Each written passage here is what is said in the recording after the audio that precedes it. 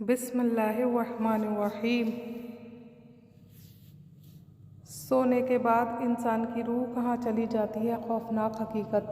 وہی تو ہے جو رات کو سونے کی حالت میں تمہاری روح قبض کر لیتا ہے اور جو تم دن میں کرتے ہو اس سے خبر رکھتا ہے، پھر تمہیں دن کو اٹھا دیتا ہے تاکہ یہی سلسلہ جاری رکھ کر زندگی کی مدت معین پوری کر دی جائے۔ پھر تم سب کو اسی کی طرف لوٹ کر جانا ہے۔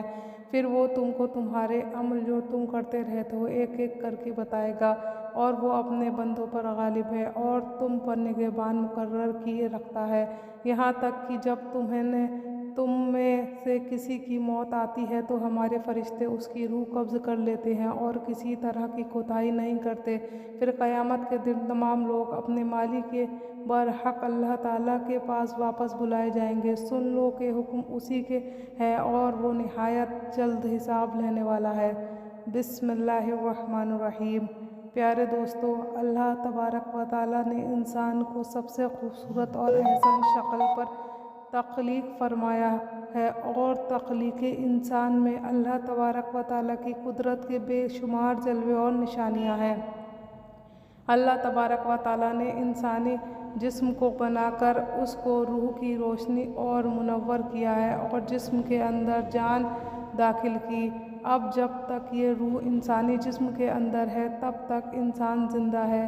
جب یہ روح جسم سے نکل جائے گی تو اس وقت انسان مر جاتا ہے، اور ایسا اس وقت ہوتا ہے جب انسان کی عمر ختم ہو جاتی ہے۔ لیکن کیا آپ جانتے ہیں کہ ہر انسان ایک ایسی زندگی جیتا ہے جس کے اندر وہ روز مرتا اور روز جیتا ہے؟ پیارے دوستو، آج کی اس ویڈیو میں ہم آپ کو اسی زندگی اور موت کے بارے میں بتائیں گے کہ کس طریقے سے انسان روز مرتا اور روز زندہ ہوتا ہے۔ اور کیا آپ جانتے ہیں کہ جب انسان سو جاتا ہے تو اس کی روح کہاں چلی جاتی ہے، اور انسان خواب کے اندر جو کچھ بھی دیکھتا ہے وہ سچ ہوتا ہے یا جھوٹ؟ اور نیک لوگوں کی روحیں سونے کے بعد زیادہ تر کہاں کا سفر کرتی ہیں اور برے لوگوں کی روحیں سونے کے بعد کہاں کا سفر کرتی ہیں؟ پیارے دوستو، ان تمام سوالات کے جواب قرآن و حدیث کی روشنی میں آج کے اس ویڈیو میں ہم آپ کو بتائیں گے، لہٰذا آپ سے گزارش ہے کہ ہمارے اس ویڈیو کو اینڈ تک ضرور دیکھیے گا۔ پیارے دوستو، روح کی تخلیق اللہ تبارک و تعالیٰ کے حکم سے ہوئی۔ روح امر ربی ہے۔ جس طرح دنیا میں انسانی جسم کا لباس کپڑے ہیں، اسی طرح اللہ تبارک و تعالیٰ نے روح کا لباس انسانی جسم کو بنایا ہے۔ اسی وجہ سے جب جسم سے روح نکل جاتی ہے تو جسم بیکار ہو جاتا ہے۔ پیارے دوستو، روح دو طرح کی ہوتی ہے، ایک نیک جو کہ نیک عمل کرتی ہے، اور دوسری بدکار اور گنہگار روح جو کہ برے عمل کرتی ہے۔ انسان کو جو بھی خواب آتے ہیں یا وہ خواب میں جہاں کہیں بھی جاتا ہے، اس میں انسان کی سوچ اور اعمال کا دخل ہوتا ہے۔ اگر نیک روح ہو تو اس کا خواب بھی نیک آتے ہیں اور اس کو خواب کے اندر نیک لوگوں کی زیارت ہوتی ہے، جیسا کہ حضور اکرم صلی اللہ تعالیٰ علیہ وسلم کا دیدار ہونا، یا صحابہ اکرام کا یا اولیاء اکرام کی زیارت نصیب ہونا۔ اور اسی طرح کے نیک روح جب خواب میں کہیں سفر کرتی ہیں تو ان کا سفر بھی نیک ہوتا ہے اور وہ خواب میں نیک چیزوں کو دیکھتی ہیں۔ اور جو بدکار روح ہوتی ہے وہ برے لوگوں کی طرف مائل ہوتی ہے۔ ایسی روح پر شیطان کا قبضہ ہوتا ہے۔ ایسے لوگوں کو جو بھی خواب آتے ہیں وہ شیطانی ہوتے ہیں، اور ایسے لوگوں کے خواب قابل قبول نہیں ہوتے۔ پیارے دوستو، جب انسان سو جاتا ہے تو اس کی روح جسم سے نکل جاتی ہے اور سیر کرتی رہتی ہے، لیکن اس کا تعلق جسم سے نہیں ٹوٹتا، اس کا تعلق جسم سے باقی رہتا ہے۔ روح بہت طاقتور ہوتی ہے۔ اگر یہ روح اللہ تبارک و تعالیٰ کی عبادت اور اس کے ذکر کے ذریعے اس کا قرب حاصل کر لے تو روح کے پاس اتنی طاقت ہوتی ہے کہ وہ اپنے جسم کو جہاں چاہے اڑا کر لے کے جا سکتی ہے، اور یہ معاملہ انسان کی پاکیزگی اور نیک اعمال پر منحصر ہوتا ہے۔ روایت میں آتا ہے کہ ایک مرتبہ حضرت علی رضی اللہ تعالیٰ عنہ جمعہ کی تیاری فرما رہے تھے۔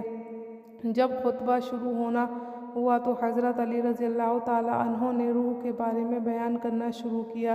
اسی دوران ایک شخص کھڑا ہوا اور آپ رضی اللہ تعالیٰ عنہ سے پوچھنے لگا، اے علی مرتضیٰ شیر خدا رضی اللہ تعالیٰ عنہ، جب انسان سو جاتا ہے تو انسان کی روح کہاں چلی جاتی ہے؟ کیا روح جسم سے جدا ہو جاتی ہے؟ تو حضرت علی رضی اللہ تعالیٰ عنہ نے ارشاد فرمایا کہ تمہارے جسم اور ہر انسان کے جسم میں جو روح اللہ تبارک و تعالیٰ نے ڈالی ہے یہ 3 حصوں میں تقسیم ہے۔ روح کا پہلا حصہ انسان کے جسم میں ہی رہتا ہے اور روح کا دوسرا حصہ انسان کے وجود سے باہر یعنی عالم برزخ میں اس کو دیکھ رہا ہوتا ہے، اور روح کا تیسرا حصہ انسانی جسم سے اس وقت جدا ہوتا ہے جب انسان سو جاتا ہے۔ اگر انسان نیک اور اللہ تبارک و تعالیٰ کا فرمانبردار ہو تو اس کی روح ایک ایسے عالم میں چلی جاتی ہے جہاں اللہ تبارک و تعالیٰ جنات اور انسانی روحوں کے مابین ایک راستہ بنایا ہے۔ یہ نیک روح جب اس مقام پر پہنچتی ہے تو اس وقت انسان کو خواب آنے لگتے ہیں جہاں کی روح وہ سب دیکھتی ہے جو آگے دنیا میں ہونے والا ہے، اور اگر انسان گنہگار اور اللہ تبارک و تعالیٰ کا نافرمان ہو تو ایسی انسان کی روح اس کے جسم میں ہی قید ہوتی ہے اور اس کو خواب میں نیک روح کی طرح کچھ نظر نہیں آتا، اور اگر انسان نیک اور اللہ تبارک و تعالیٰ کا فرمانبردار ہوتا ہے تو اللہ تبارک و تعالیٰ ایسے انسانوں کو ایک خاص قسم کا علم عطا فرماتا ہے۔